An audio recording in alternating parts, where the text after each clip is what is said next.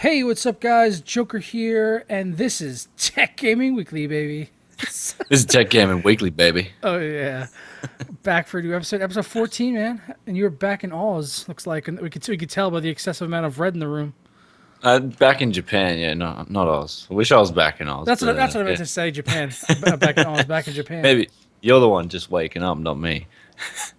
Yeah, back in Japan, getting things done, taking care of business, As you do. but, as you do, yeah.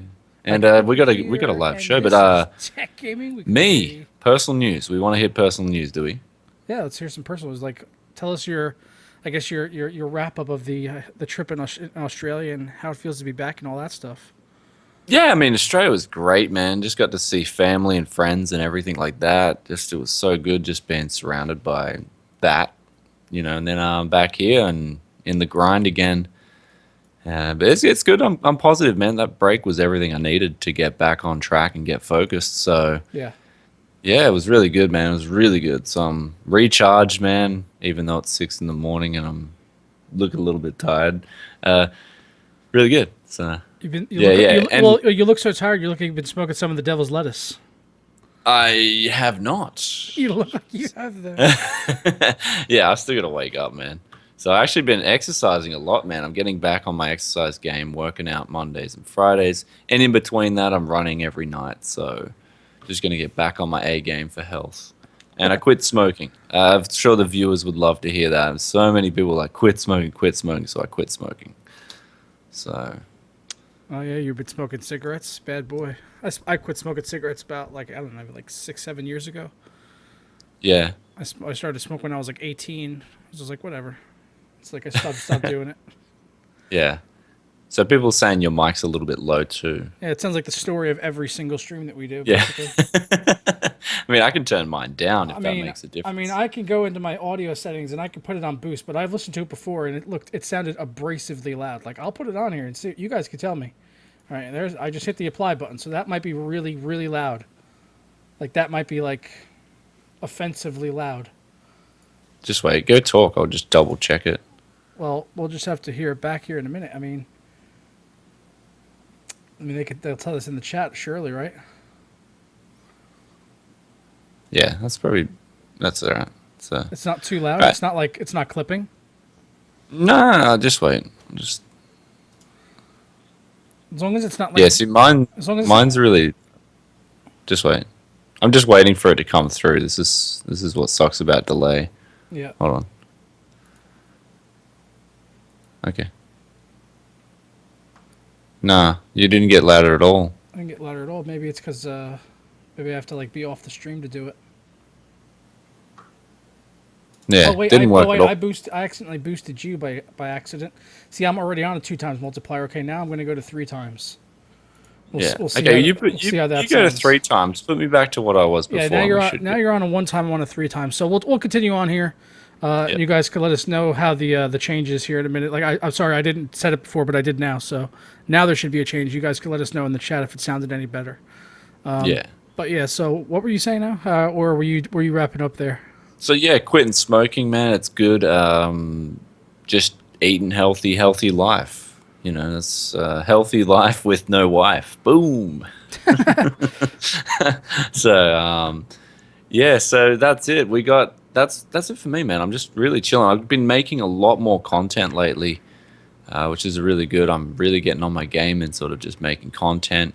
We got some new content coming too from some new, I guess, people who are interested in sending me products. So that's going to be really good. Yeah. And yeah, so everyone's saying the audio sounds perfect now. So Okay. that's good. Yeah, and what about you, man? I want to hear about you. So I'm just pretty much and I've stopped playing Dota 2 for now because I want to play it through so many new games. Like Wolfenstein's actually really good. The New Order, I'm playing through it. It's really freaking cool. Yeah, I told you, man. It's fucking great. You remember, you were asking me like what games you should get. And I was just like, get Wolfenstein. And and that game that you will see, that's taking advantage of your 980 Ti, isn't it? Yeah, Because that game uses a lot of VRAM. Even at like Oh, man, 1080p, it's it good, uses like over 4 gigs. Yeah, well, I'm really happy with 4K G-Sync, man. Like, it's really good. Like, it's Is that really game running solid 60 for you? Yeah, It's running solid 60 at 4K. Like of course, I don't have everything maxed out to the max, but I have most things maxed out, and it's pretty good. Yeah. Like it just looks so good. So. It does. It really does look good. Yeah. It's just like the animations in that game are incredible. Like when you're shooting the Nazis, like dual wielding assault rifles, and their bodies are just ragdolling everywhere. Yeah. I loved all the physics. Did you play the old? Have you played the old Blood? Is that the one that's the prequel that came off? Yeah. I played it. Yep, I reviewed it. Oh, was it any good compared to? It was a good standalone for what it was. It was a $20 standalone when it came out, and it was a lot of fun. It's like a 6 to 8 hour campaign. The story isn't as strong as in the New Order, but New Order was a $60 release. This is a $20 standalone, but the combat is all the same, and the level design was great. You actually get to go back to Castle Wolfenstein, so it's a lot of fun. It's definitely worth the $20 I paid for it at launch for like a good 6 to 8 hour shooter campaign. So if you just want more of the New Order, basically when you're done with it and just want more gameplay, then it's worth picking up. Yeah, well, I'm getting through that, and then I'm going to go through Witcher 2, and then hopefully Witcher 3. Hopefully the price comes down by the time I get through these games.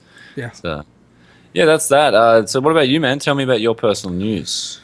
Really not a whole lot's been going on. I mean, well, I did finally cross the 100-pound threshold. I lost 100 pounds. So we were talking about that the other night on Twitch. That's so good, man. Congratulations. Like my brother, he's losing some weight at the moment. It's good stuff, man. Getting on top of your A game. Yeah. Yeah, people were telling me I did like a new camera angle on the new video. People were like saying, yeah, now that you're like, well, it was basically because I had the camera pointing down at me, so it makes me look a little bit slimmer, I guess, than it does looking up the way I had it. But they're like, yeah, we could really tell now with this, we could tell the weight loss or whatever.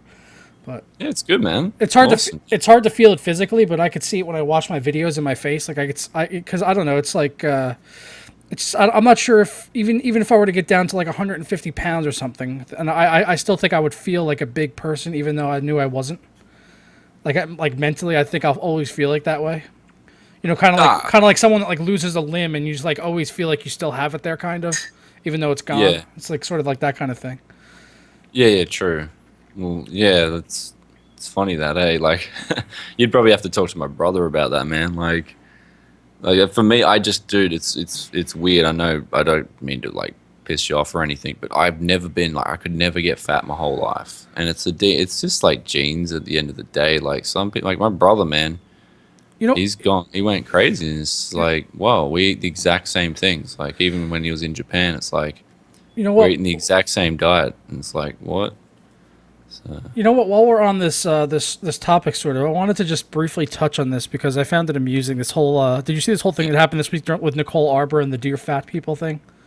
Like I didn't even watch the video, man. I was just like, who is this idiot? She's just like bashing like fat people or something. See, I found it hilarious that so many people were getting bent out of shape over it. Like, yes, what she said was offensive and narrow-minded, but I was not offended as a fat person in any way whatsoever by what she said, because a lot of what she said I've heard other comedians say before. I watch Ricky Gervais a lot. He's done whole sketches on fat people and like, no, you're not fat because of this. You're fat because you won't stop eating fucking cakes. Like that's, and it's just, and people just laugh because it's a professional comedian in that setting, but in this setting, it was treated a little bit differently, and I don't think she was treated fairly. Like her account, like it looks like she took her account down for a day and made it private, possibly. But she told people she got banned, but it didn't really look that way because some Redditors were like, no, this is what your account looks like when it gets banned. This is what it looks like when you've made it private, and it looked like she had made it private and then told people she got banned, kind of to raise, I guess, press awareness or whatever to the whole issue. And it's working because she went up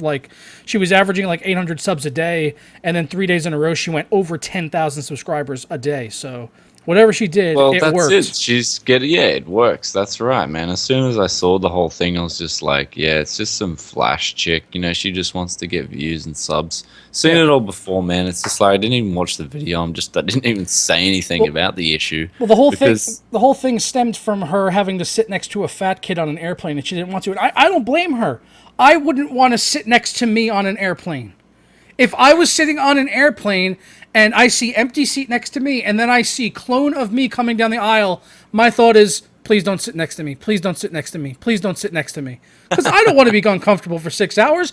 I don't blame her at all. That's why I buy 2 seats because, well, I want to be comfortable and I don't want to make someone next to me uncomfortable. Even if the airline's not going to force me to buy 2 seats, which some do, I'm going to buy the second seat ahead of time just for my own comfort and to avoid any embarrassment if someone's going to sit next to me and I'm just be like, sorry, we can't put this armrest down here because, well, I'm too fat and I'm in your seat kind of halfway here. So I just buy a second seat. And that's what fat people should do because that's respectful of other people's space. And she was completely being honest there, and I didn't take any offense to what she said. And all these people like Boogie2988 and all these other people that came out against her, like tried to get her account like taken down, is just absolutely fucking ridiculous. And then after the fact, like relishing that her account had been possibly taken down. You know, I saw people on Barnacles. He was posting on Twitter that he was happy that her account got taken down. I was like, come on, man, that's fucked up. Like, there's like, yeah, it's like she's at the end just of the day, I mean, she's a comedian. If that's her profession, I don't know, but I thought of it as a big plus publicity stunt, especially the taking her own channel down sort of thing. It's just like she's looking for views. That bothers me more than the fat people video. That's just dishonest. Exactly. That's dishonesty. That bothers me more than a million fat jokes or fat rants that you could do. Yeah, that's what I was focusing on. It's like this person didn't even watch the video, but this person's just doing it for publicity and ultimately money, right? That's where it all boils down for. She wants more advertising revenue to come in, and yeah, I just thought, no, I don't buy into that crap. So I haven't even watched it, haven't even looked at it. I mean, it might if I have some free time, if it's funny. Is it a funny video? It's mildly funny, I guess. Not really amazingly funny, but it's okay. But I mean, she's really just another woman or person on YouTube that's doing these same exact videos where they basically stand there in front of a blank wall and they yell and do lots of jump cuts and cutaways to like little comedy bits and then come back to them talking and just ranting. And it's, you know, it's all been done before, all the jump cuts and stuff. We've seen like so many male and female presenters doing it on YouTube, so it's just the same thing over and over again. So I guess she's trying to stand out, and whatever she did, it worked because the controversy is growing her channel. Like I said, she was like 800 subs a day around there, then it jumped up to like 3,000 a day, and then after her account got taken down and came back, it was like 15,000 subs a day since then. So wow. I mean, good on her for playing it to her advantage because now she's fucking blowing up. Even though she's probably lost the respect of so many like big YouTubers, like, you know, a lot of really popular YouTubers just like, yeah, I don't know what, fuck her, like, or whatever. But I'm sure she'll come out the end of this, you know, smelling like roses. She'll apologize or whatever. I mean, if we forgave Robert Downey Jr. for smoking crack and fucking transvestites, we can forgive Nicole Arbor. And that's all I got to say on the subject. Boom! All right, yeah. Drops fucking mic. It's like, what's up? Yeah. You guys could quote that shit. Yeah. So anyway, you want to move into some actual tech here? Yeah, we'll move into some actual tech, and we've got. Do you want to take this away, or do you want me to take it away? Yeah, we can. I'll go. I'll bring it in, and then and then you could lay it down and smack it up. You know. All right. So we got the iPhone 6s, which came out today. Ooh, the iPhone 6s. What have they done? You know, with the iPhone 6s. I mean, I'm just sitting here rocking my S6 Edge, which does have absolute shit battery life, but other than that, absolutely amazing phone. Maybe in about 5 years' time, the iPhone might have half the specs as this or half the features as this, you know, and they'll say, oh, this is new. No, oh wait, no, Edge curved screens are stupid. We don't want to do curved screens at Apple. Oh wait, 5 years from now, oh, we're doing curved screens. Now curved screens are cool. That's basically the Apple philosophy. So they came out with the 6S, which is basically just the beefed up 6, still coming in same size, pretty much a little bit heavier, same battery life, same screen resolution. Really, all they've done here is upgrade the video camera on it. It can now do 4K at 30 FPS. Previously, only did 1080p. I'm reading a few articles. Apparently, it's got an A9 SoC in it, which is 80% faster than the iPhone 6 and 90% more graphics power. Okay, yeah, they were saying, they did have it listed on here that it does have the A9 chip. It just didn't have the exact CPU, GPU, and RAM specs. Yeah. So yeah, it's got the upgraded camera, but also the biggest thing I think about it is the 3D touch. I think this is what they're focusing on with the iPhone 6s, is apparently if you press it soft, so I wouldn't really call it 3D, I'm just going to call it dual layered from what I'm reading. You've got soft touch, which does one thing, and hard touch, which does another. So I mean, double 2D, 2D should be the right way to call it, but they're marketing it as 3D touch. So yeah, you press it soft, it'll do one thing, you press it hard. So wait, you want to press it soft or you want to press it hard? Sorry? Do you want to press it soft or do you want to press it hard? Well, I mean, if I had an iPhone 6s, I'd probably be pressing it hard. You know.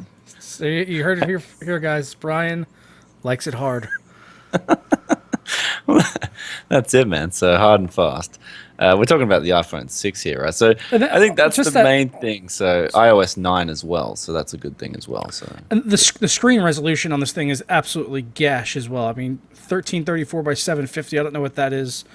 My S6 Edge is 2560 by 1440. Same as my desktop monitor, which is an amazing resolution. This is Retina crap. like I really have to I've got a 720p smartphone, and I do not have any desire whatsoever to have a higher resolution on my smartphone.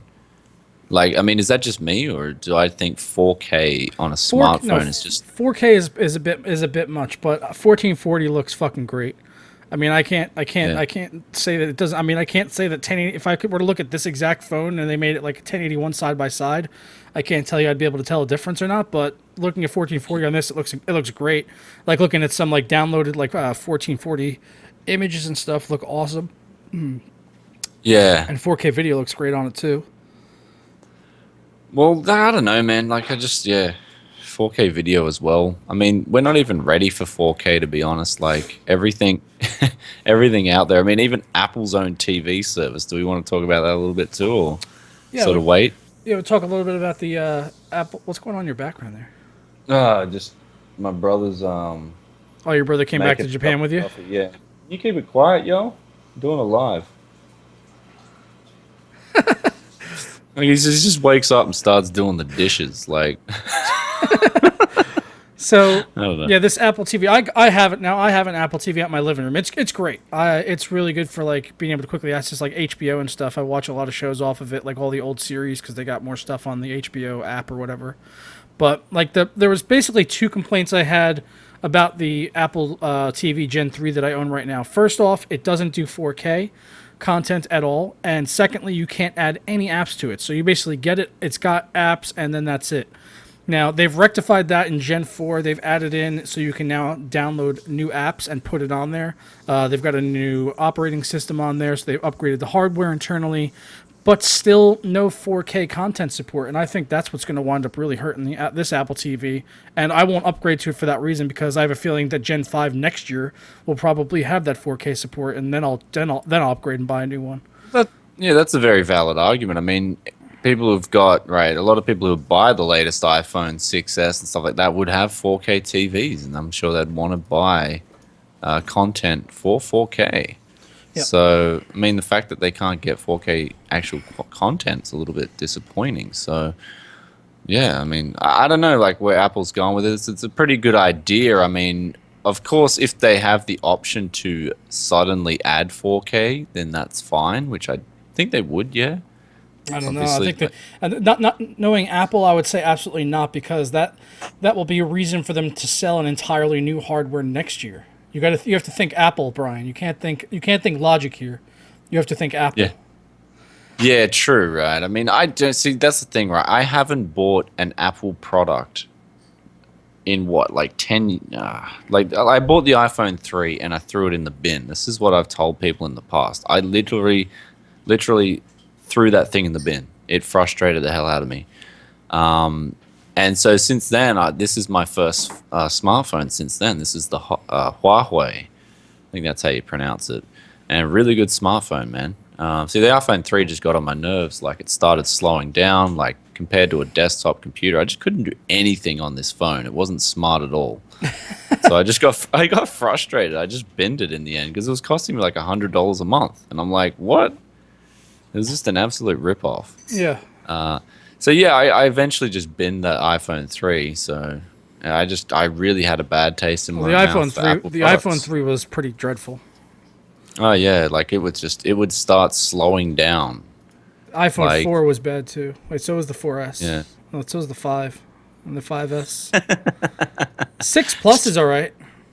Yeah. 6 Plus is okay. It's like the Vista of Apple products. It's pretty good though. Well, it's pretty funny because, I mean, Android used to be pretty bad, but I think Android's starting to catch up. It's coming a long way. Android is definitely caught up, man. I mean, like Apple used to be able to beat them on apps. Like now, Android is beating them on apps. Way more apps on Android. Yeah. Well, I mean, like Huawei really I'm loving this phone, man. It can do everything I want it to do and then some. Like I was really impressed. Like, and when I buy a smartphone, right, I don't just look at the specs and what apps it can support and all that crap. I actually look at the usability of it, like the utility. How good's the touchscreen? Like how responsive is it? The right amount of responsiveness? Yeah. How long does the battery last? Like these are things that I need a smartphone to do. And honestly, man, I think like if you haven't tried a Huawei phone, man, you might want to seriously try one. Like I reckon they've hit the mark in so many ways. Like this thing's just been absolute bliss to use. And it was funny because I bought it. It was like it was $180 on a fire sale, and I bought it thinking that it would be like just mediocre crap.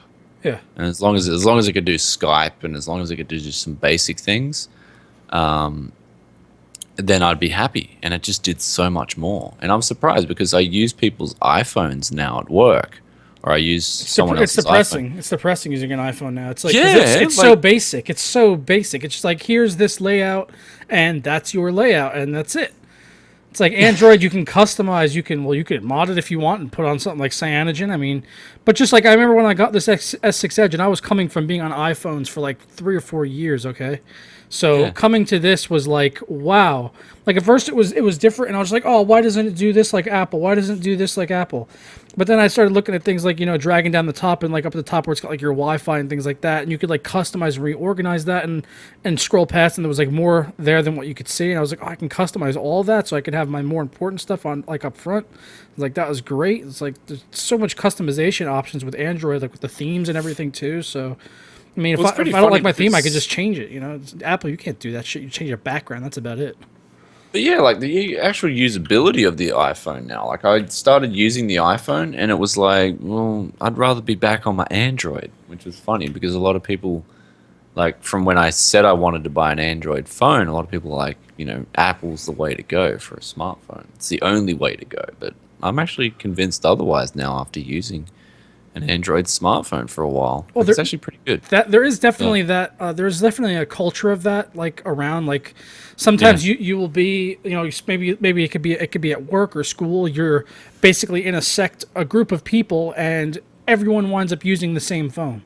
When I worked in New York City doing construction, everyone had Apple devices. If you didn't have an Apple device, it was like, oh, you don't have an iPhone? Like, what is that? What do you have? A Samsung? yes, a Samsung, you peasant. Bow to the name of Steve Jobs. We gotta rephrase that. Oh, you're not getting ripped off by Apple? What are you doing, man? Like full like. I just paid $600 for an upgrade and got the exact same phone. Yes. You're not giving your money away to Apple, man. What are you doing? Like, get on my planet. Get on my level. It's down here. Oh. You want to buy my old iPhone 4S? And they buy it, and you're just like, ha, you've got a 4S. Get a 5. Yeah. You fucking dicks. That's basically how it is. People that would upgrade every single year. Apple logic. Hashtag Apple logic. That's the thing, right? I won't upgrade something unless I need to. Like, unless it's a graphics card. I mean, graphics cards, we can upgrade those as much as we want. Well, this is the thing. Like, being an actual tech channel, it's kind of like you are expected to have the latest, and that's kind of why I bought the 980 Ti. Everyone was like, "Dude, where's your 980 Ti?" Or like, "Where's you should get the 980 Ti?" It's like if you don't have one, you're like, "Oh, well, you don't have one, so why should I even listen to you?" Yeah, that's pretty much it, man. Like, oh, you're still on like a GDX 970? Ew. Like, get on my level. Stupid peasant, you over here using a fucking 970. Everyone's is on 980 Ti's and Titan X's. You Schweineschwatze. Yeah, well, I'm just, so that's about it for Apple. I mean, is 3D touch, I think that's the most important thing that came out of it. Apple's innovating with just putting an extra touch layer on there. I think maybe we're starting to put our audience to sleep here with Apple stuff. So okay, yeah, all right, let's move on. Before we get into our some other juicy tech topics, I'm just gonna gush and give you guys a little inside story about this monitor that I just got. Oh yeah, just ordered this AMH monitors. Well, it was the 399U now, the one that Wendell from Tech Syndicate reviewed and was glowing about the Korean panel. You know all about Korean panels. Oh yeah, man. Brian I've got loves two of Koreans. them.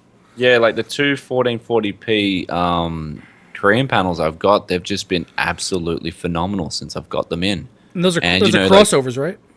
Yeah, the crossover, and before that I had the Yamakasi DS270. They need to work on they need to work on their naming over there. I'll give them that. Yeah, they do. They do a little bit. Their naming's a little bit botched, but I mean, these displays are beautiful for video editing. Like, if you're a video editor on a budget, one of those $300 Korean IPS displays is gold. Like, it's so good for video editing. For playing games, it's got a little bit of a weakness there. You got to, like, I can notice the ghosting if I'm playing FPS. Even when I'm playing actually MOBA, I can notice a little bit of ghosting, but for in terms of just everything else, it's so good. Movies, video editing. Yeah, that's whatnot. basically like what I'm getting mine for. It's like I wanted to get this for basically a second screen. It's going to be on my desk, and I'm going to have like when I'm doing this show or when I'm streaming, I'm going to be able to have all my windows up there. When I'm editing, I'm going to have all my windows up, and it's going to be massive. And then at nighttime, when I want, I can kick back and watch movies and TV shows in 4K, which would be great. But the thing I wanted to just let people know about this, because I know a lot of people were interested in that monitor after Tech Syndicate gave it such a glowing review, and now they're both using it. So this, I ordered my 399U, and I paid for it last night, and then just today, I became aware of the 409U on the Tech Syndicate forums, which is basically an updated version to that monitor. So I've contacted the seller, Dream Seller, as he's named, and I asked him if we can switch around the order, because this one's only like $30 more. And it's got better connectivity. It's got rid of the glass on the front, which the other model had. So this one is using a VA panel, whereas the other one had that tempered glass front, which I was not going to be a fan of. But I was willing to put up with it because it's such a good price and such a good screen for what I was going to use it for. Well, the thing with tempered glass is if you have any sunlight creeping into the room, it's going to be an absolute pain in the ass. No sunlight in your room, I'm actually okay with it. So yeah, I don't really. It depends on it depends on the coating they use on it. As well. Apparently, there's this CDC coating, and they use it. It actually cuts away a lot of the reflections. Well, this one is meant to be quite reflective. That's why Logan and Wendell had deglassed theirs. But if I don't have to deglass it, then I'd rather do that. I mean, this one's also got it's full 40 inches, whereas the other one was 39.5 inches, which really isn't going to make or break it. But I want the increased connectivity because it has more HDMI ports on it. It's got a USB port, so you can do firmware updates, which is going to be interesting because this thing has become popular amongst like modders, and I wouldn't be surprised if people started like modding the firmware for this and releasing updates or something on forums. I wouldn't be shocked at all, like with this particular monitor.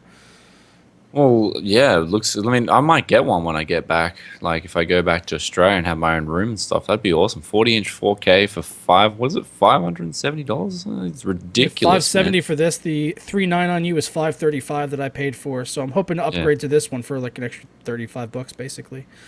Well, it's incredible value, man. Especially when you see what's other people are asking. I mean, if I go down to a store, it's like $2K for a 4K TV. Well, you can. Well, right now there's two TVs really. There's a Vizio and there's a Sharp, and those are one of them is 40 inches, the other one's 43 inches, and those are $599 pretty much anywhere you go. And those are the cheapest, ones you can find, and they're okay, but they're only 30 hertz.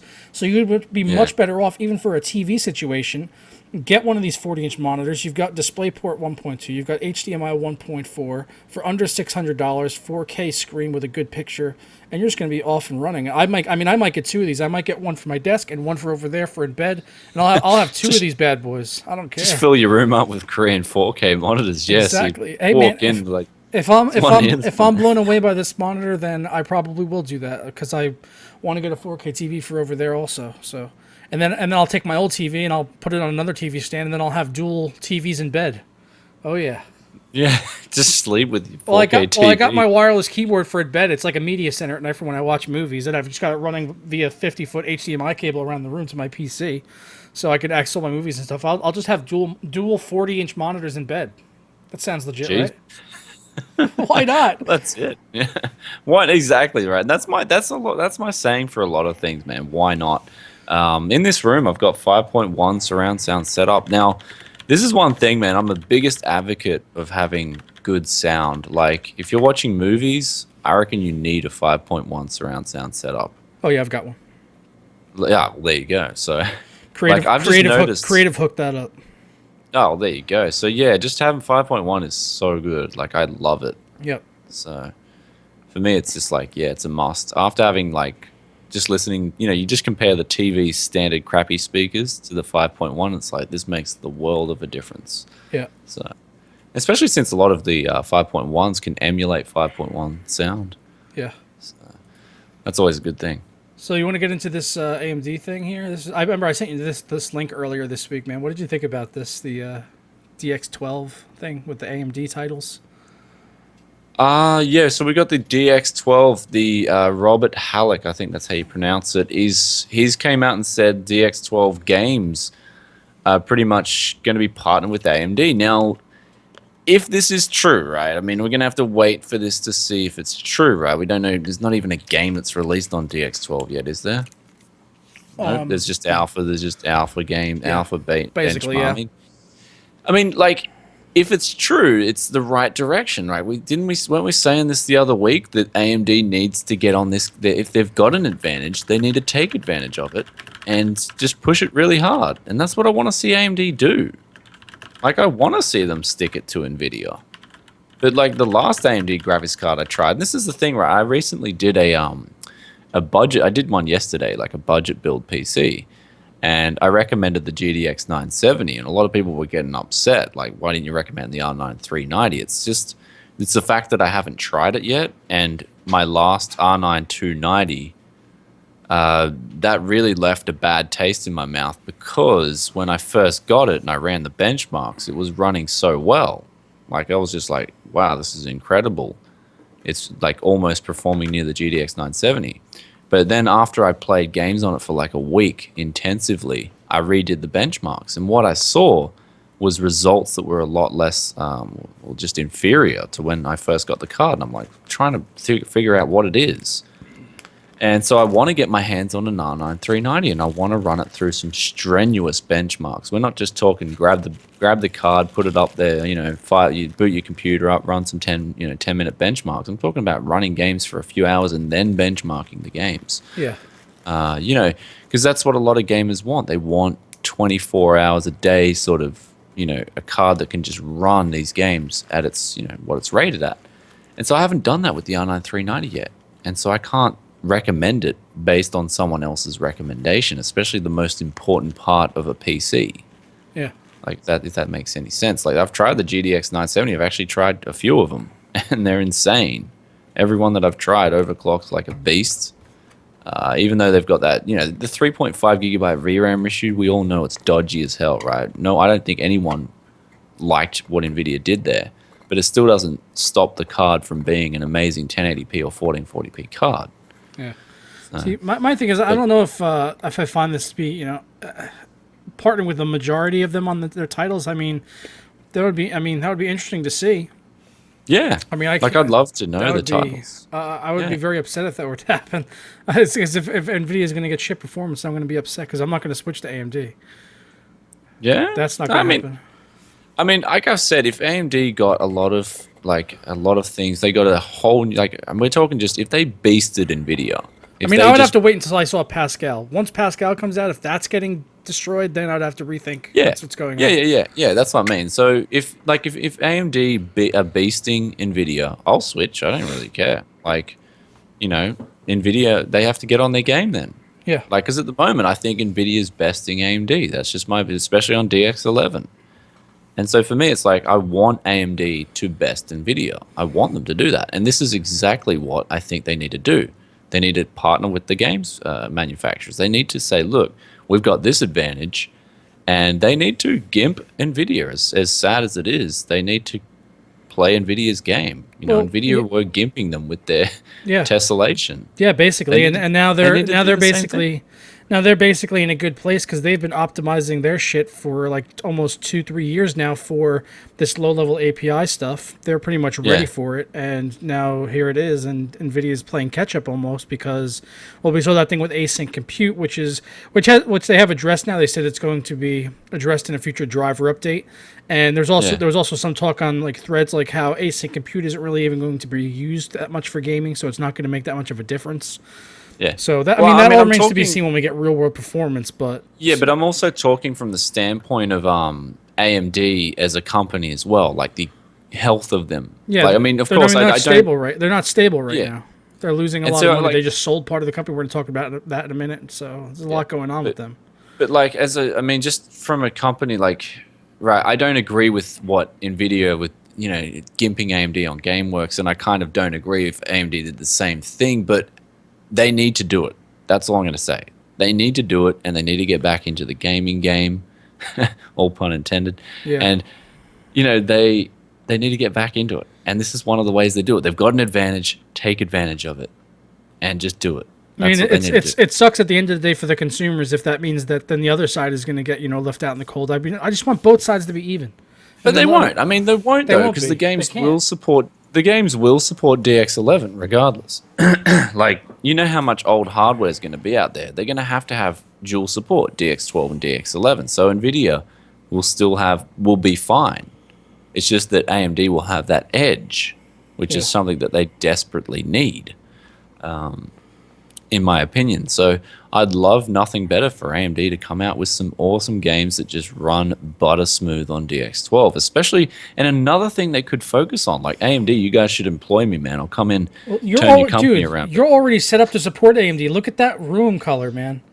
You're already Team Red over there. I'm like, well, no, like, like, I'm just a realist, man. Like, I just call it down the line. People, I mean, I've been called. It's actually funny because I haven't been called an Nvidia fanboy for a long time. Hey, but we get it changes by the week. I did that video. It changes by the week with us. Except when I did that video last week.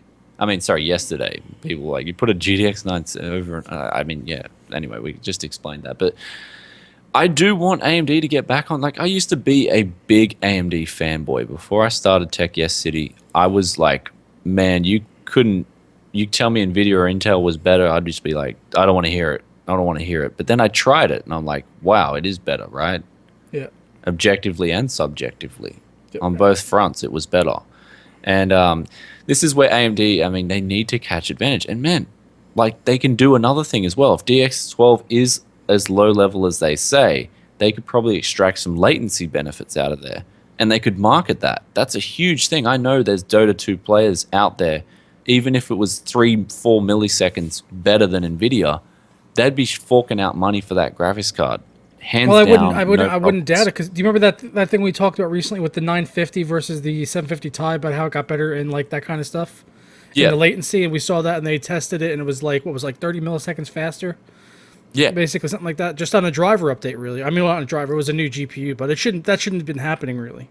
Exactly. It shouldn't be happening. I mean, if you looked at it close, it said optimized settings versus normal settings. But that's one of the things, though, that is the power of marketing. But if it's a legit claim, it's going to sell cards, right? I know there's countless gamers out there that are either on the pro level or they're at that level below. And there's actually a lot of people in that level below. Like, they're really good. They're just not at the pro level. And they still want the best gear. They want that gear that'll save them 4 milliseconds. If AMD can push out a frame faster than Nvidia can to your monitor, I know I know a lot of people that'll pay money for that, and good money. So AMD have to get on their game. They have to make new initiatives. They have to do this, partner with the games partners. But on the other hand, they also have to take advantage of what they've got and say, okay, can we push out a frame faster than Nvidia? Let's work on something there. Let's get an advantage to gamers that they can actually use. Because, a lot of these titles, like you look at CSGO, you look at Dota 2, what other, World of Warcraft. These games aren't that demanding to begin with. So no one's going to care if you've got a 980 Ti and SLI or if you've got an R9 290. No, it's not going to help you in a game like that. You're all about getting that lower latency and getting the better performance for competitive play. Exactly right. So I'd love to see AMD start to take new initiatives and start to spice it up a little bit. And this is what they're doing with this. When I read this news, I was kind of happy because it's what they need to do. It's just, of course, there's the biggest, giraffe in the room, and that is money. Where's AMD going to get all this money from to do this? And that's what I said about the outsourcing Well, they just money. we're gonna come. Well, actually, let's bump that topic up Yeah. up a notch, and we'll go into that one now because this just came Yeah, up. actually, yeah. Okay. Is basically AMD just sold 20% of the company to a private equity outfit called Skylake. So they have acquired 20% of AMD. Who also owns a significant amount of Dell. So it looks like this is basically where they're getting their cash flow from to help make this push, possibly with DX12 and some new. Like they got that new Zen architecture coming. They've got, they're pushing now with the new HBM architecture. They're going to have HBM Gen 2 presumably on future GPUs and things. So, I mean, they're going to be doing something with this money. Yeah, well, I hope they do. I mean, like AMD stock has been trading at 188. I didn't even know it was that low. Wow, It's bad, man. It's like almost below $1 billion, I think. Like they're about to come out of the B club. They're about to leave the 3 comma club. Okay, Yeah, they're well, you can going to see be the in the 2 comma club, mistakes. and they're not going to have doors on their cars that open like this. They're going to open like this, not like this, like this. By the way, that is a Silicon Valley reference, and I hope you watch that show because it's amazing. Well, No. the door will fall off. Boom. You ever boom, watch oh. Silicon Valley? Yeah, no, I don't actually. No, Oh I'm gonna God, watch some it's YouTube it's so good. It's so good. There's like this rich billionaire in it who's like funding their startup company, and he's like the most dickhead billionaire everywhere. And he's like guys, I got bad news. I am only worth $999 million today. I'm not in the billionaire club anymore. I had to sell my car. Now I've just got a Mercedes. The doors open sideways. It's terrible. It's like it's fucking hilarious. Scissor doors are pretty awesome, though. Eh? Of course, gotta have Lambo doors, man. Yeah. So AMD paid 5.4 billion for ATI back in 2006. Like, damn. I don't know. Damn. AMD, you got to get back on. They got to get back on their game. But that's what I'm saying. I hope they do get back on their game. And the only way to do that is to get money. So this is a good thing. I mean, if they're selling stakes of their company, their company is worth less than what it was when they bought it 9 years ago. That's disgustingly bad. That is really. It's not just that's really that's the thing. bad. It's not worth less. It's worth a lot less. It's worth it's like they've lost like what is it, like 75% of their net worth, like something like that. 75, But 80%. that's the thing. But this is the thing, right? That's just them buying ATI. Like that's what ATI alone was worth. And ATI already had some little problems back in 2006. This is AMD CPU and GPU combined. Everything. Yeah. So you can see that, man, they've taken a dive, like a big dive. And that's not going to hide, the financials. The proof is in the pudding. You know what they need to do? They need to rename the company ATI again. That's all that's happening. We don't need to worry about any of the tech. Just rename the company ATI. Thank me later. Send me my check. Yeah.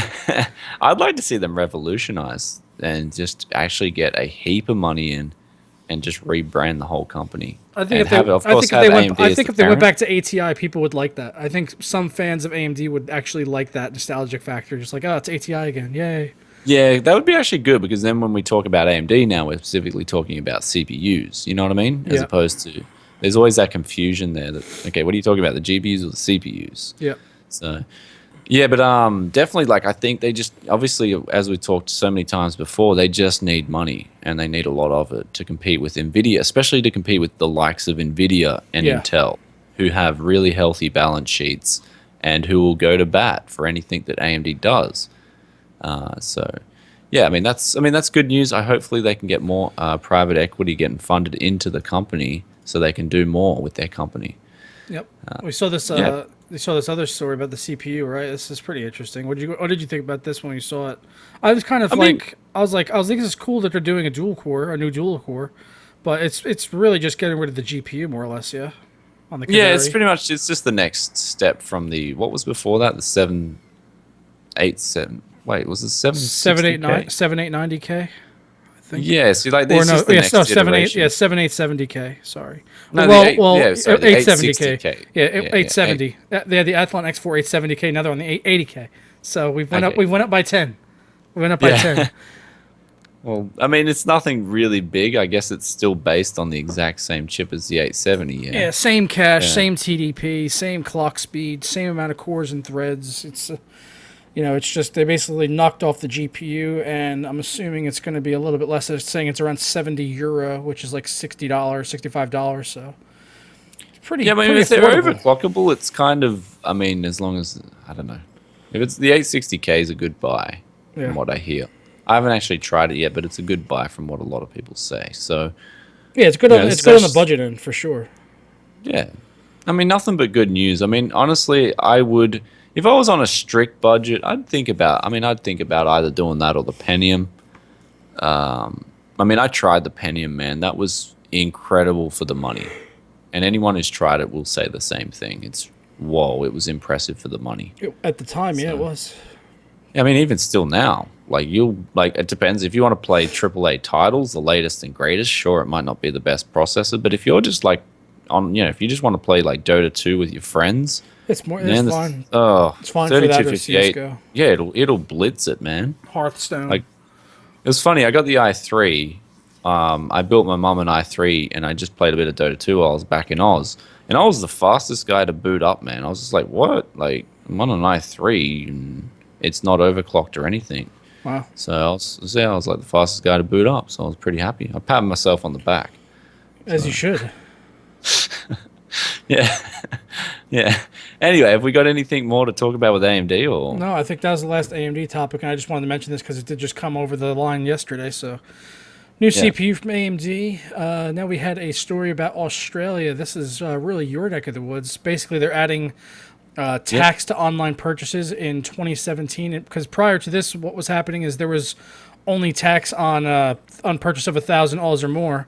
And a lot of people were kind of using a loophole where they were ordering things from outside the country for just under $1,000 to avoid this. But Yeah. now Or that- even just ordering stuff that's like $2,000 and getting the seller to mark it down, man. Like, there is so much money that's going overseas that should be going back into Australia. Like, and it's in a way, it's so unfair. Like, they have to do this. I mean, as much as I know there's going to be that argument that it sucks, right? It's just going to be things that we now buy from overseas suck.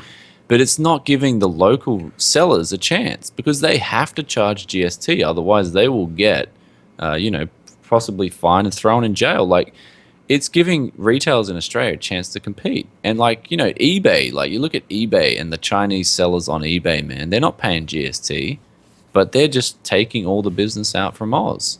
And so it's a huge industry. And in a way, I kind of agree with it as, play devil's advocate. I actually agree with them putting out this tax in 2017 because it's going to help bring money back into Australia. Well, I agree with it for the purposes that they're basically marketing it as, is just to stop the outside sales because of the loophole. Yeah. But in general, I would be just against having to tax the online purchases. But for the reason that they're doing it, it makes a lot of sense. But if you buy hardware from Umart, for example, you're already paying tax. Like, you have to pay GST because they're an Australian-based company. You have to pay GST. So it's basically they're just making sure that wherever you buy your stuff, you have to pay GST. And so it's like I said, it's just giving the Australian local sellers who sell online a good chance because it's just not fair for them. They have to compete with people who aren't paying GST. Then there's. So I don't know how this is going to work for secondhand stuff. Of course, I don't think they should charge GST on like a used processor or something like that. That's just stupid. But again, I'd have to read more detail into it, like how it's going to exactly work. It's just like everything online gets taxed 10%. That's kind of a little bit rough for people who 10% is a lot. That's a lot of tax. That's a serious tax. It is. Well, it's the implications. Like, some guy just wants to sell his motorbike. Well, I got to pay 10% tax because I sold it online. Like, what's going on? So, well, what's messed up here is that they're all it's saying mooted the changes in April this year, erroneously dubbed the Netflix. Yeah, so they can now tax intangible products. So just online services, they're going to be taxing those as well. That's kind of messed up. They don't do that in the U.S. They don't tax intangible service. You have to be selling an actual physical product for it to be taxed, and then it has to be taxed in your state as well. Because I bought I can't remember what it was I bought. Oh yeah, it was my camera lens. Initially, I was looking at buying it from someone who was in New York, and I was going to have to pay like $40 tax on it. But then the guy I wound up buying it from, because it was a little bit cheaper, and then he was located in Maine, I didn't have to pay any tax on it. So I just got it for flat cost, no shipping fee. It was just boom, $5.99 out the door. So it was like it was good. Yeah, that's pretty good. So I mean, it's going to encourage. I think like you'll see the rise of like the good old trading posts where you read it and you just trade like via a newspaper. I think that might have a resurgence again. Like I agree with you. Like intangible products is kind of hard to put a value on, and of course secondhand products as well. I'm going to wonder how they're going to do that. But of course, it's got until July 2017, so they got a while until this is going to be actually implemented. So they've got a while to reform it and whatnot. But essentially, there's just parts that I do think is rorting, or it's just unfair to a lot of Australian sellers, and so I think it can be a good thing if it's implemented properly. Yeah. So, yeah, definitely. All right. But that's that's pretty much covered. So next topic here. Would you want to talk a little bit about this? I saw this. I was kind of laughing when you showed me this. Honestly. Yeah. Yeah, I mean, in a way, it was just funny, but Acer announces a Predator 8 gaming tablet. So a gaming tablet's got an Intel Atom X7 and it's Android 5.1. Now, like, it's so laughable. It's so the aesthetic of it is just absolutely laughable to me. I mean, I'm just looking at it, it's like someone basically said, "Oh, we need this to be a gaming product. So, we're going to just we're just going to take it and put it through the fucking gaming blender machine and it's just going to come out the other end and here it is. Sharp edges, red accents, and words to Acer's that mean credit, nothing." Man, it's $300 is not bad. Like, to be honest though, I'm kind of like, yeah, but are you paying for the novelty? Are you paying for the packaging? I mean, you're basically paying for the shell, I feel. I mean, but this is the thing, if you're an Acer fanboy, for $300, does you Acer are have get fanboys? fixed. Well, after I bought this 4K monitor, yeah. After you got your Predator, I'm pretty sure you're an Acer fanboy too. No, I'm just a fan of whoever makes the best monitor at the minute. If Asus comes out tomorrow and makes a better monitor, I'll use that. That's true. Yeah, we'll jump ship like that. You know, hey, okay, he's got the better monitor. Okay, I'm buying it. But you know, I mean, of course it's pretty stupid. I would never buy one of these things, but I just think it's cool how Acer is sort of trying to change it up, if that's any way to go by it. But I mean, I'm sure there's people out there who love playing games on tablets. This is the thing, right? There's a market out there who love playing games on tablets. I wouldn't be caught dead holding this piece of shit. Just want to put that on the record. Well, I know. Like, you and me, we're not in this market, but I'm sure there's a market out there. I'm sure someone will be buying this thing. Like that guy on the train at 7 o'clock in the morning, that hardcore, edgy tablet gamer. Like, oh, look at me. Look at me with my gaming tablet. I'm just so edgy. You could tell him. He's found a way to speed up plant shooter. You could tell I'm edgy because I have this thing here, and I'm wearing like a World War II bomber jacket, even though I wasn't in World War II, and I don't support bombing. And I have a backpack, an Alienware backpack, of course. And my Acer gaming tablet. So edgy. That's it, man. So that's a Predator. It's a gaming tablet. Like, dude, you'll be picking up on the train if you bring this thing on the train. You're right. You'll be getting robbed on the train if you have that with you. It's basically saying, rob me. Someone's going to see you using that and just be like, I'm going to steal that from him. Well, I'd rather just have a minimalist, unassuming piece of tech. Just a black box. I didn't even use a tablet. I don't remember the last time I used a tablet. So no, I actually just saw something about this. I think it was on Ars Technica maybe, or The Verge. It was basically about, all these gaming PCs that are coming out, and they're like, where are the gaming PCs for adults? Like the ones that don't look like Honda Civics, like, from Fast and Furious. Basically like this kind of thing. It's like, where's the simple PCs? Like, oh, you just got to build it, basically. That's what you got to do, is build it. Well, that's it, yeah. If you're older anyway, you should be building your own PC.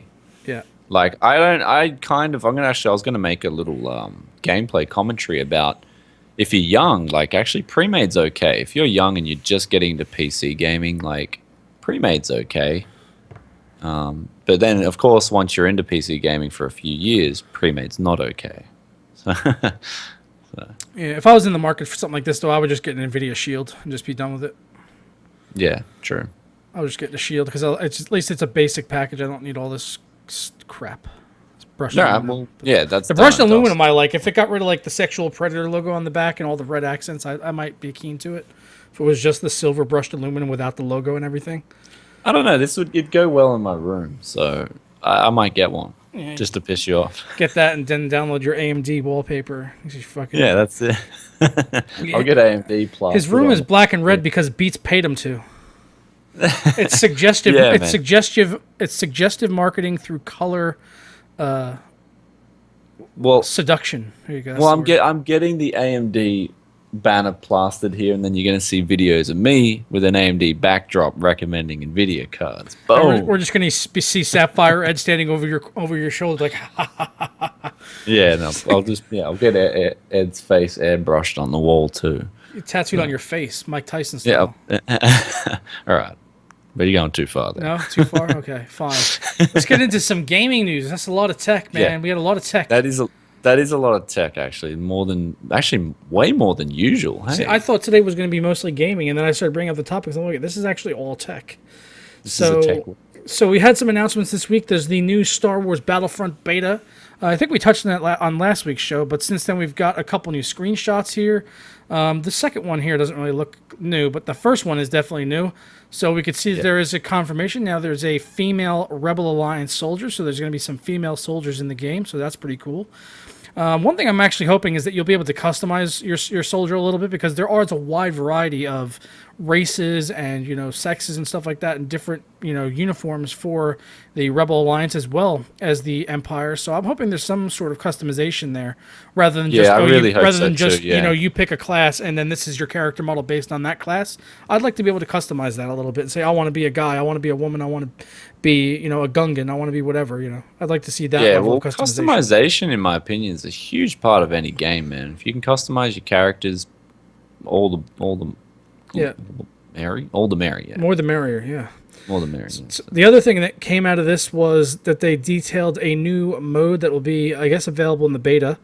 It's called Drop Zone, and it kind of sounds like a mix of like Conquest and Chain Link. If you played that on Battlefield 4 at all, it says this goes hand in hand with our design philosophy behind many of the new game modes in Star Wars Battlefront. We are promoting the idea of a fast, action-packed game where you need to be mobile and think on your feet. Camping doesn't really pay off. Blah, blah, blah. That was like the marketing pitch from them. But basically there's pods that come down, and then your team has to fight to control them. And then at the end of the round, whoever controls the most pods wins. Or if you control all of the pods at once, then you'll win. So it was kind of like sort of like Conquest Assault from BF3 or Chain Link from BF4. It's like a mix of that sort of, but in Star Wars universe, so there's drop pods rather than flags. And this sounds like a fun game mode. This sounds like something I could definitely play. Oh, it's coming out soon too. I mean, that's not too far away, like 2 months November. away. It feels so far away. November sounds like it's far away, but it's really just a few weeks, isn't it? It's not too far yet. 2 months, yeah. So we're all good, man. This will be out in no time. So I'm looking forward to it, like a lot. Definitely. I can't wait to fucking play this. It's going to be so Yeah. Just because I just had the alpha, I can't wait to play more of this game and see how it is at the end of the day, yeah? Yeah. I know. So I hope the campaign, like they're going to have a campaign, yeah? No. Oh, no campaign. Damn. I'd love to have a campaign. That'd be pretty cool. Even if it was just like a little unique side story, I'd be happy. There's the multiplayer and then co-op. But are people Survival going to be mode. able to make? Are people going to be able to mod it and make I add-ons? highly doubt it. It seems like from the beginning that Disney has a lot of control over this, and they want certain aspects of it to be limited because it's the Star Wars license. It seems like it's it seems like it is being limited in that respect, and it's not really being given the chance to really expand and do whatever they want with it. But see, if they did that though, they could just make a whole new era of just gaming pretty much. Yeah. If they allowed all the more customization, the better, man. So, and they put a map maker in there, that would be so good with custom modes and stuff. That's never going to happen in a Battlefield game or a Battlefront game. I don't think. Not now that EA and Disney have control of everything. Yeah, it's just like here's what we give you now. Eat it. Yeah, that's part of the reason why they were saying that there's no server browsers, because of they don't want people to have control over the experience. They basically want it to be a very controlled experience. This is the game and this is it. Because if the game comes out and there's really massive problems things with admins banning people and stuff like that, then they could get some negative backlash, and that can make the franchise look bad before the movie comes out. It can make Disney look bad, EA. So a lot riding on this game coming out, since it does come out before the film. Yeah. Well, that's about it for Battlefront. You want to say anything else? No, no. All I could say is that the game could come out and be the biggest pile of shit on the planet. It still wouldn't stop me from seeing the movie Disney. So I'm still I'm still gonna be there day one, in my Grand Moff Tarkin cosplay outfit, ready to go. The fattest Grand Moff Tarkin to ever grace the Oh silver man, screen. like I love Star Wars movies at the cinemas. Like everyone just goes and gets behind it. It's pretty awesome. Yeah. So I remember seeing, was it 2005 premiere of the episode 3? Forgot the name. I haven't seen it in that long.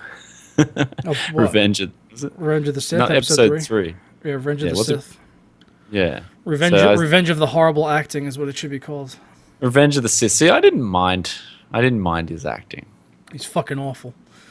That's what everyone. I don't know why people say he's awful. Because he's boring and dreadful and destroyed Star Wars. All right, could have you done a better job? Yes, no questions asked. So we put Joker on Cam. You could have done a better job. I couldn't have done a better job than Anakin. I could have swooned Padme with my hands behind my back, and I would have made that shit look sexy. Anakin is a fucking bitch. All right, well, I'm gonna get the movie. I'm gonna put just Joker's face in there and see if it. That's what needs to happen. We need to get people to start editing these episodes and just doing whatever they want with the voices and stuff. To like an animated cartoon or something of that. That'd be great.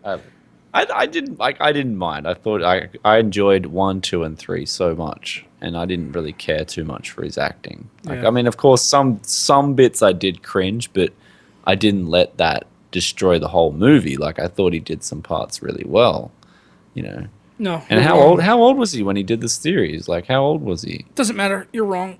He was terrible. He was terrible. It doesn't matter. Your opinion is invalid. We are now taking applications for new hosts for Tech Gaming Weekly.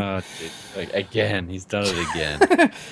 This episode. I bet after this he's gonna go and like watch the Jar Jar Binks montage with his Beats headphones and just fucking touch himself to it. No, see, Jar Jar Binks was annoying. I didn't like Jar Jar Binks at all. It's working. It's working.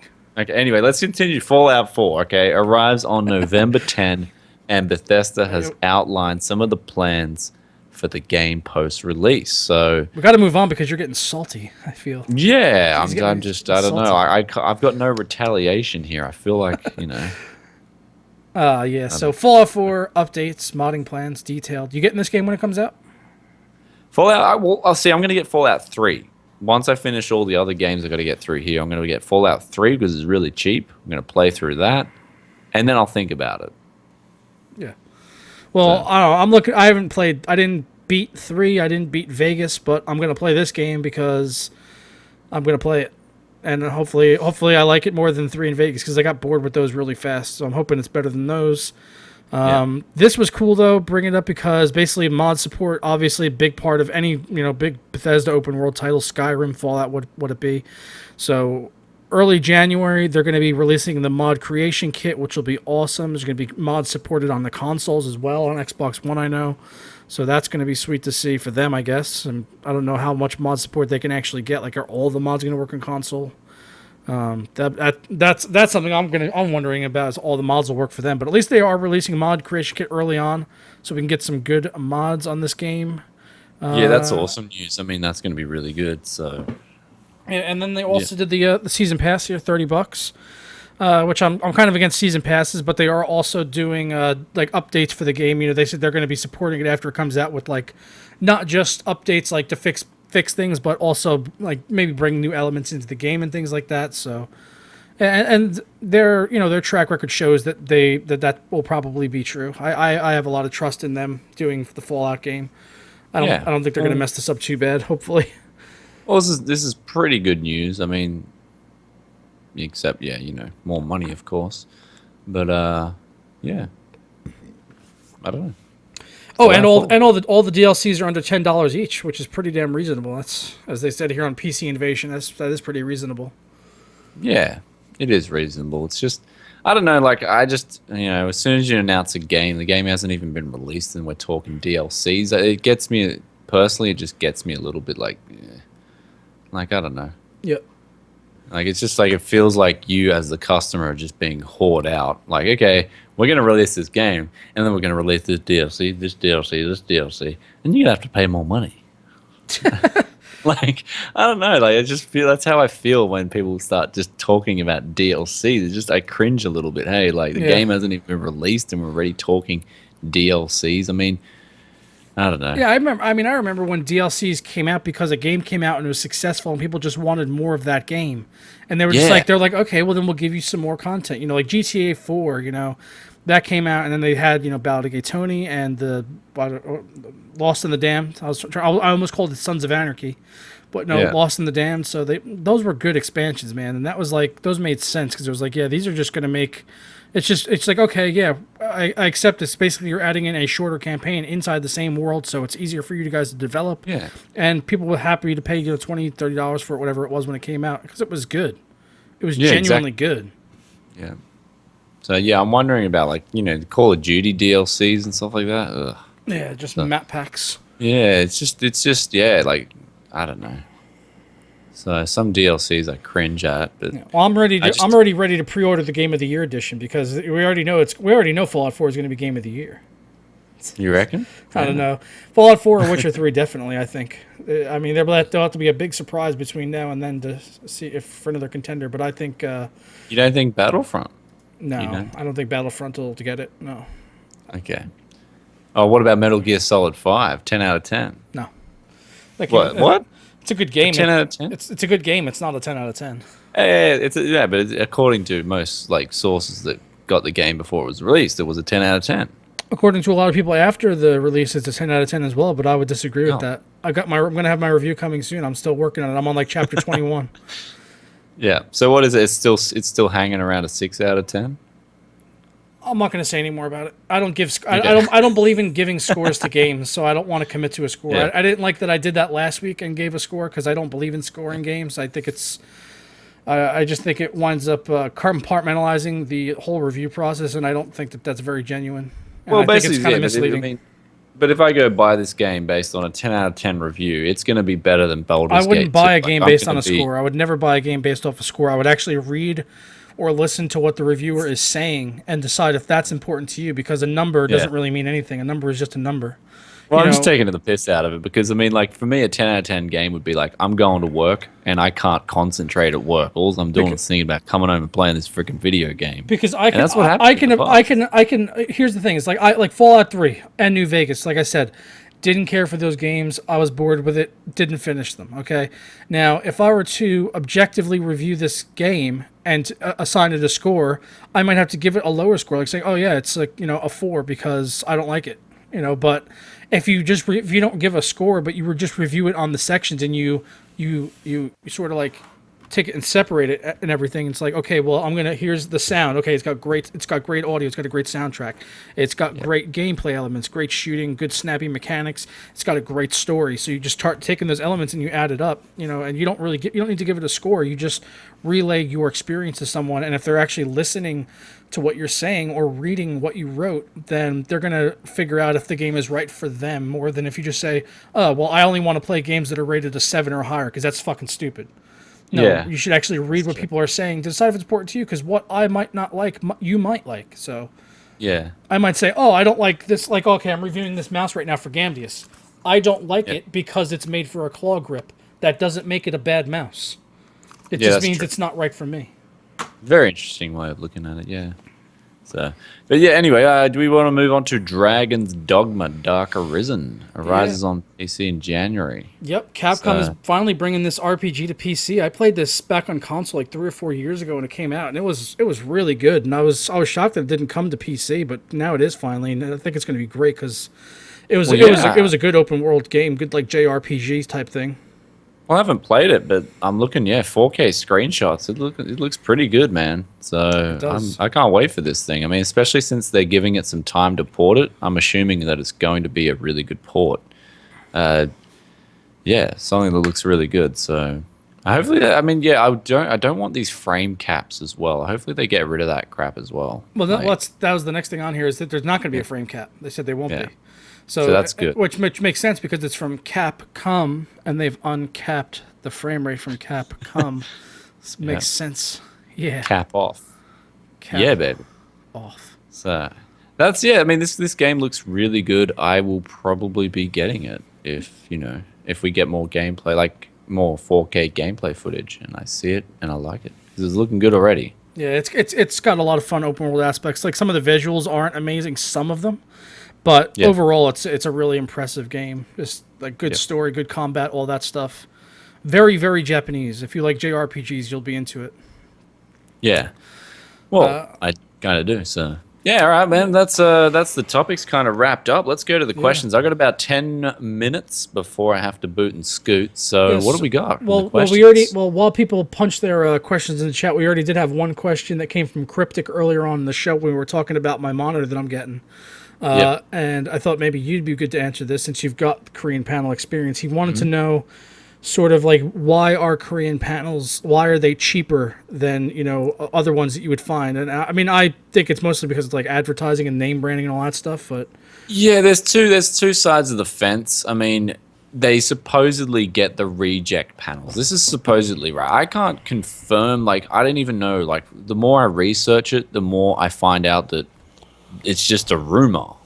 Well, what it seems like is that mostly these companies like, Crossover or whatever, they source a lot of the same panels that companies like Samsung and LG and Asus are using, and they'll go and get these good quality panels, but then they just put it in just a very plain Jane, like Kate housing for it, and just put it in a plain brown box, and they don't have a big gigantic marketing campaign like Samsung would or LG on like, billboards and stuff. It's just, here's, a good panel. We put it inside a box. When you plug it in, it works.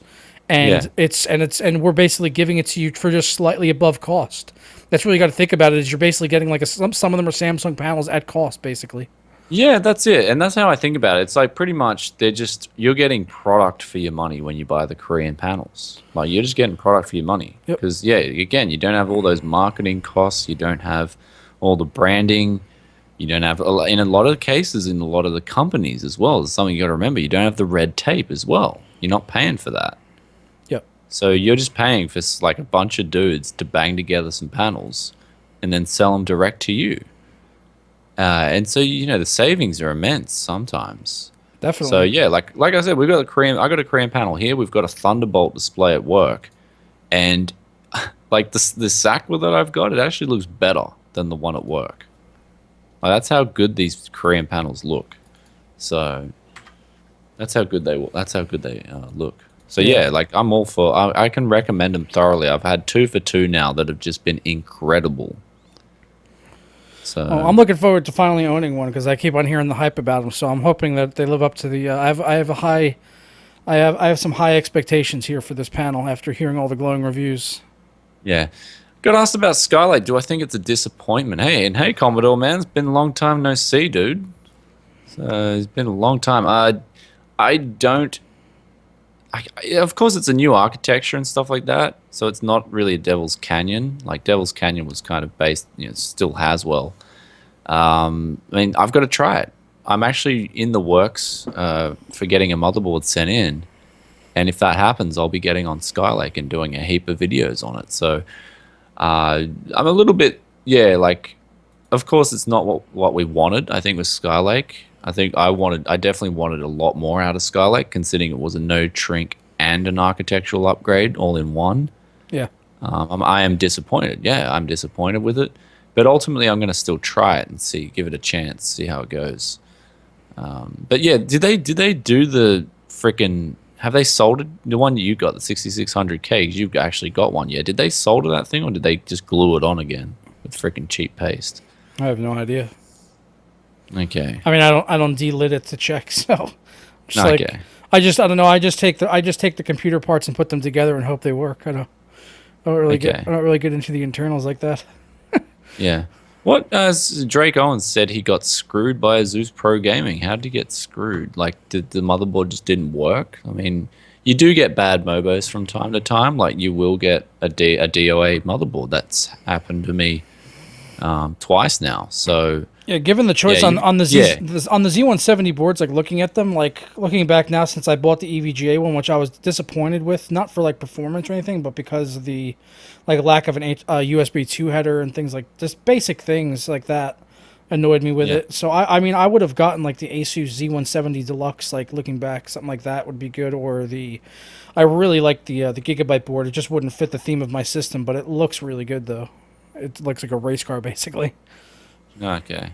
Yeah, Skylake's apparently not soldered as well. That's like, why is Intel still doing that, man? Like, they've got no defense for that other than they're making money because they're soldering the Haswell E chips and they're not soldering their mainstream desktop chips. It's, double standards in a way. Yeah. So, yeah, but as for motherboard recommendations, I mean, like for me, I've tried.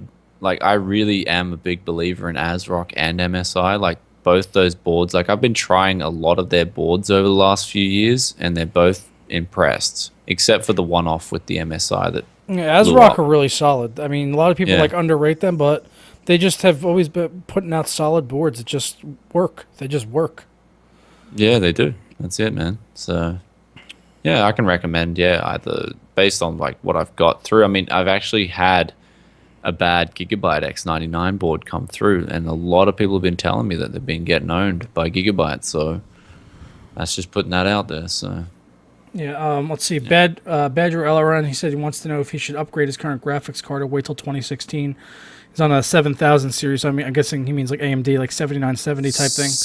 if you're still on a 7970, I would hold out like a It 7970. depends. I mean, it depends, man. I mean, like, if you're like struggling with a lot of these newer games, that I would upgrade sooner. But it really depends on what you play and how you play it, and like what your standards are for how you play your games. Like if that's like a 7970 is like the equivalent of like a 680 to me. So, I mean that would not really be enough for me personally to play games on. I mean maybe some games like older games, but not like all the latest and greatest titles at like max settings and 1080p 60 FPS, which would be like the minimum for me. Still, I mean, it still would compare a little bit to an R9 380. Yeah, that's the 7970. So it's kind of still competing with the 380X or the 380. I think a 380X would probably squash that thing if that was the card. But I mean, that's what it's kind of like. I don't know if I was on a 7970, I reckon I could still make it work. Because it's still a beast card. Yeah, for like Dota and like CS:GO, sure, but I don't think you're gonna. And even Battlefield, probably sure you're fine, but like on like, I'd hold out. I mean, just again, it depends on what his experience is. If he's having a shit time, then it's time to upgrade. Like if he can't stand playing games with stutter and stuff, then that's up to him. But if he can lower the settings and tweak them and make it smooth as hell, then I'd hold out for 2016. yeah. So, I mean, but then again, I'm always in the boat. Like, well, how long are you gonna wait? Because like if you just keep waiting for like the best thing, you're gonna be waiting forever. So at some point, you just got to take the plunge and just buy a GPU. At some but point. this time it's a little bit different because there's finally a long-awaited node shrink, and I do kind of agree with waiting out a little bit now. Now that node shrink's kind of finally coming, and this is the thing, right? This next node shrink, man. After this, how long is it gonna freaking take? Probably a long time. So it's kind of one of those situations where I would actually, if you could hold out, I would hold out. So. But yeah, like I don't know. But as just getting back onto Commodore's topic with the they probably will do a Skylake refresh. We all know what Intel's about, man. Like at the end of the day, Intel, AMD, NVIDIA, they're all about the money, man. So I mean the thermal compound. I hope that they would have just learned the lesson from Haswell refresh and not give us a cheap thermal compound on the CPUs. But who knows, right? I'm gonna actually probably get a 6600K in and see what it's all about. Nice. So, but your results are pretty good. Like you got up to 4.9 gigahertz, yeah. Yeah. So clearly the thermal paste can't be too bad this time around. So Yeah, it's good. It runs cool as hell on water, so it's really good. they probably fixed it. I did have a question here that I just saw. I can't remember what it was now. Oh yeah, Zunebug was asking about Astro A50s if they're worth $300. Man, certainly not. You are just really paying for like that wireless aspect. And when it comes to audio devices, I'm a keen believer of wired, always wired. I mean, it depends. Do you want convenience or, and a flashy headset, or do you want to have the best audio possible? If you want the best audio possible, you're spending $300 on that wireless headset. If you were to go out and spend $300 on like a pair of headphones and pair that with like a good DAC amp, then it's going to fucking crush that in terms of, I mean, you could do $100 DAC amp, like something like the FIO E10K, a good pair of headphones and a good desktop mic. You could probably spend like 150 on the headphones and like 75 on the deck, 75 on the mic, and that would absolutely destroy the performance of the Astros as far as sound quality is concerned on your end listening, as well as using the microphone. So that's what I would do with $300 before I would buy a headset. Well, see, what I would do is Fidelio L1s, hands down, with the V-Motor Boom Pro. I think that's like $150. Try that and see where you go. Because I'm telling you now, man, these L1s, dude, I got the X1s in the background there. Like, the L1s are just such a balanced headset. And it's funny because everyone that's bought them as well, based on my recommendations, have messaged me telling me they love these headphones. So it's not just me. Like, I've been fanboying these things for a while now. They're just like, they're not the best at anything, but they're just such a freaking balanced headphone that you will enjoy. Like, I guarantee it. Comfort's amazing. Like, the durability is amazing. They're just such a solid design. Then you hook the V-Motor Boom Pro up to them. And then the sound signature is incredible. Like, these things can deliver bass as well, which is what I like about them. So I'm a big fanboy. Grab the Fidelio L1s. They're discontinued as well. And grab a V-Motor Boom Pro and just get a zip tie and do what I did. Like, hook it up like that. Like, I'm serious, man. The Fidelio L1s are just so underrated. You know, a lot of people get them and they like, I guess they come from Audio Technicas or something with a more brighter sound signature. And they're like automatically like, ugh. But you let your ears adjust to the L1s and you're going to love them. Yeah. Like, I absolutely freaking love them, man. Yeah, well, I think we're going to have to wrap up the show here because you got to get to work and I got to get out of here. I got to get to work, yeah. So we got to wrap it up, guys. Any L1s or X2s? Ugh, that's the last question. That's actually, I haven't tried the X2s, though. Honestly, man, I'm going to tell you right now, the L1s are just keepers. Like, even if I wanted to buy X2s, I'd probably have a pair of L1s anyway because for traveling, they're so good. Like, you can't travel with X2s. They're just too big. So I'd honestly just get the L1s first and see if you like them. And then in the future, if you want to get something like the X2s, then I'd grab them. But in the meantime, the L1s are just such a keeper headphone. Like, I'm always going to have these headphones. Yeah. So that's just something I can say about them. Even if there are better headphones out there, I'm going to still have my L1s because they pretty much work on any source. And this is an important thing. One last thing we'll go before we go is that your source is so important. Like, if you are just putting it on onboard audio, the L1s will work really well. But if you're putting the X2s off onboard audio, they won't work that well because they need more power. Like, they need power to be driven properly. So it depends what you're going to hook it up for, but the L1s are just an all-round headphone. They're easy to run, they sound amazing, comfort's amazing. And they're always a good starting point for a headphone. Yep. All right, well, we're going to get out of here, though, guys, because I got to go, and I'm roasting under this spotlight here of my studio lights, so I got to get off this fucking thing. So we'll catch you guys next week for an all-new episode of TGW, and we'll see you in the videos. Ta-da. Yeah. Ta-ra.